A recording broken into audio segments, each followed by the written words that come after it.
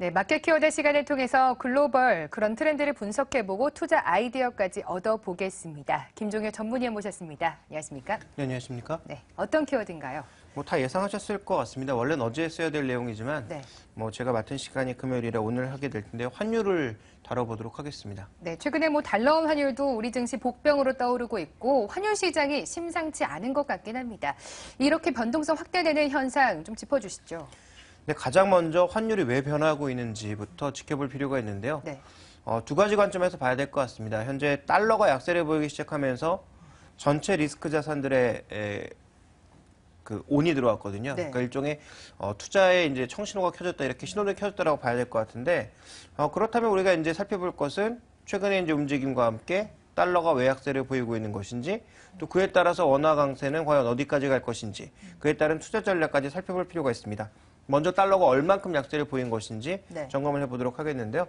자, 준비된 그림을 보시면 지난 3월 중순까지만 하더라도 약세를 보였던 달러가 반전을 나타냈습니다.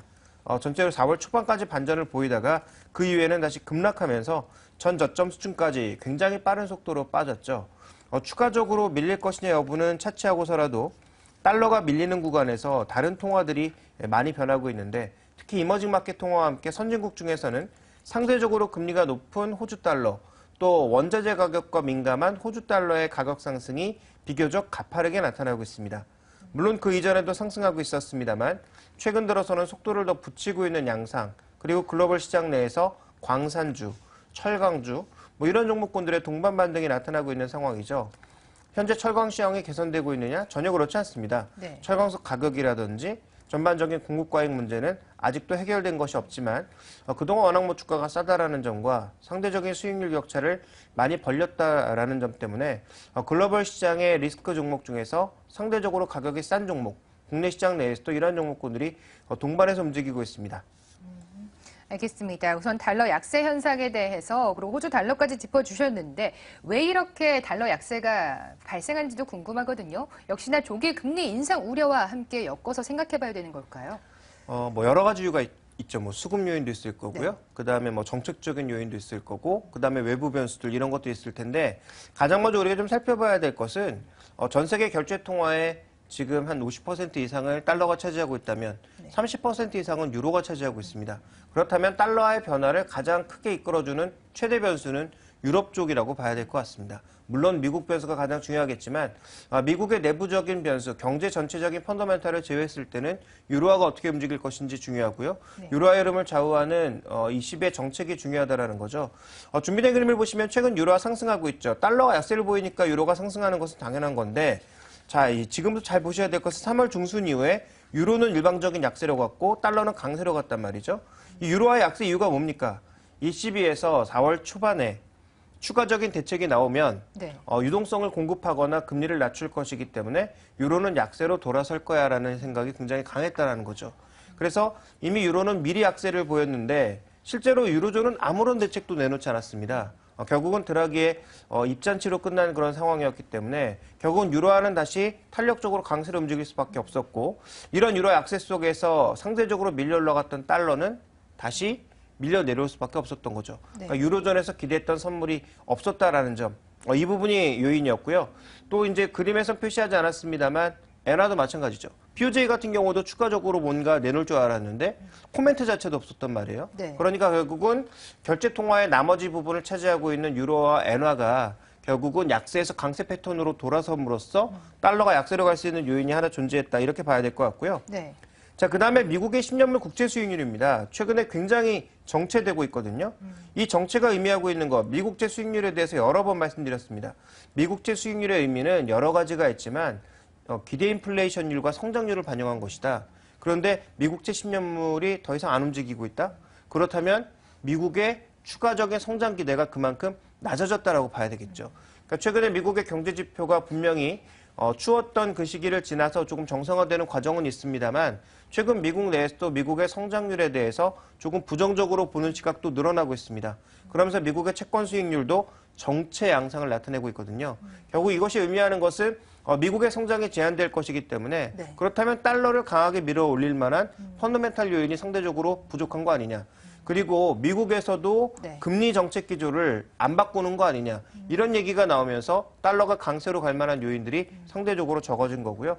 펀더멘탈적으로 봤을 때는 최근에 무역 수지나 재정 수지, 재정 수지는 빠르게 적자가 줄고 있지만 무역 수지는 여전히 빠르게 돌아서지 못하고 있는 점들, 이런 부분들이 수급적으로는 또 달러 약세를 가져오고 있다고 봐야 될 것 같고요. 자, 그렇다면 상대적으로 이런 그 국제 결제 통화는 아니지만 네. 달러에 의해서 반대로 움직일 수 있는 그런 통화들, 대표적으로 이머징 마켓 통화들을 보시면 악재가 줄어들고 있는 것이 특징이다라고 봐야 될 것 같습니다. 준비된 그림을 보시면 주요 적자국들, 네. 우리가 깨지기 쉬운 5국가로 불러왔던 뭐 인도, 브라질, 인도네시아 같은 국가들의 최근에 경상수지 측면을 보시면 굉장히 좀 빠른 속도로 돌려나가고 있다는 거죠.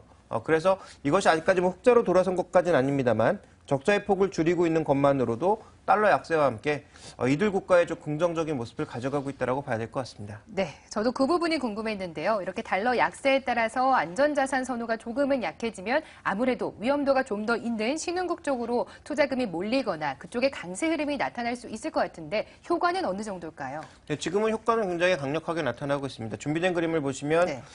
지금 신흥국들의 통화절상률, 헤아라가 무려 한 8% 이상 가는 그런 모습이었고요. 터키나 남아공 같은 국가들 전반적으로 오르는 모습이었고 네. 실제로 주가 같은 경우에는 터키는 18%의 상승세, 브라질도 10%가 넘는 상승세, 아르헨티나처럼 낙폭과대 증시들이 대부분 큰 폭의 반등을 보였습니다. 러시아는 또 최근에 우크라 관련 얘기가 터지면서 오르지 못했지만 나머지 낙폭과대 증시들은 대부분 다 올랐고요. 이머징의 중심이라고 볼 수 있는 중국과 한국도 오르는 모습을 나타내고 있기 때문에 전체적으로 시장 상황은 좀 많이 개선됐다고 봐야 될 것 같고 실제로 자금도 신흥 30개국의 채권 매수액도 최근 들어서 강화되고 있는 모습입니다. 물론 추정치이기 때문에 정확한 수치는 아닙니다만 최근 들어서 올해 들어서 1, 2, 3월 연속으로 돈이 들어오고 있는 것이 발견이 되고 있고요. 네. 이 신흥 30개국의 주식 매수액도 정말 오래간만에 3월 들어서 처음으로 매수 반전하고 있다는 거죠. 그래서 이런 부분들을 보시면 분명히 달러 약세에 따라서 반대쪽에서 움직일 수 있는 리스크 관련 종목들, 지표들 이런 것들이 모두 긍정적으로 반응을 했다. 이렇게 좀 봐야 될 것 같습니다. 이제 국내로 이야기를 좀 들어와 봐야 될 것 같습니다. 원화 강세도 뚜렷한 가운데 외국인 수급은 지속이 될지도 궁금하고 과연 국내에서는 어떤 전략을 세워야 되는지 궁금하거든요. 달러가 쉽게 강세로 돌아서지 않는다면 외국인 매수는 뭐 약해지긴 하겠지만 들어올 가능성은 높다라고 봐야 될 것 같은데요. 우리가 과거 자료에서 좀 의미 있는 것 2가지 정도를 좀 살펴보실 필요가 있습니다. 네. 자, 먼저 준비된 그림을 보시면 환율의 레벨별로 외국인들의 총 매수 금액을 비중화한 것인데요. 보시면 1,100원에서 1,150원대 가장 많은 매수를 나타냈던 외국인들이 1,050원에서 1,100원에서 약화되는 모습을 보이다가 1,000원대에서 1,050원대로 가면 급격하게 줄어드는 모습을 보실 수가 있습니다. 물론 과거에 이랬기 때문에 이제부터 외국인들이 매도한다라는 것은 틀린 말이지만 분명히 이런 추세를 봤을 때 원화의 강세에 대해서 외국인들의 시각이 조금 변할 수 있는 것은 사실이다라고 봐야 되겠죠. 현재 이렇게 움직이고 있는 원화의 움직임은 분명히 수출주를 중심으로 시가총액 상위 종목을 중심으로 부담이 될 수밖에 없다라는 점 살펴보실 필요가 있겠고요. 그 다음 살펴봐야 될 것은 이렇게 원화의 전반적인 흐름과 코스피의 흐름이 결국 데칼코마니처럼 역으로 움직이고 있는 모습이 나타나고 있는데 준비된 그림에서 보시는 것처럼 환율의 흐름이 이렇게 극도로 내려갔을 때 급한 반전이 해외 이슈에 따라서 많이 나타났다라는 거죠. 그러면서 코스피도 반대로 움직이는 모습들을 지금까지 우리가 많이 봐왔다라고 볼 수가 있습니다. 그래서 이번에 급격하게 내려간 환율이 그 끝이 어딘지는 모르겠지만 만약에 해외 이슈에 따라서 급한 반전을 보이게 되면 코스피 역시도 급한 반전을 보일 가능성이 높다라는 것을 우리가 염두에 두면서 접근을 해야 될 것 같고요.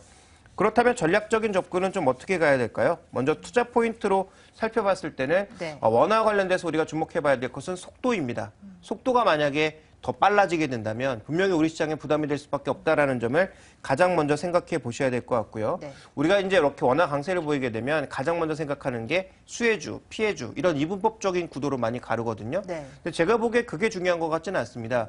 현재 글로벌 시장에서 분명히 경쟁력을 갖고 있는 기업들은 원화가 정말 극단적으로 가지만 않는다면 충분히 이 정도의 환율 변화에는 대응할 수 있기 때문에 수혜주, 피해주로 나누는 이분법적인 구도보다는 현재 이 시장의 종목들의 밸류에이션이 어느 위치에 있는 것인지 네. 또 수급은 환율의 변화에 상관없이 꾸준하게 들어오고 있는지를 확인해서 종목군들을 좀 압축해 나가는 전략 자체가 좀 더 투자 전략상엔 유리하지 않을까라고 보고 있습니다. 알겠습니다. 최근 환율 변동성에 따라서 국내 투자 전략까지 세워주셨는데요. 역시나 결론은 밸류에이션과 수급에 주목을 해봐야 될 것 같습니다.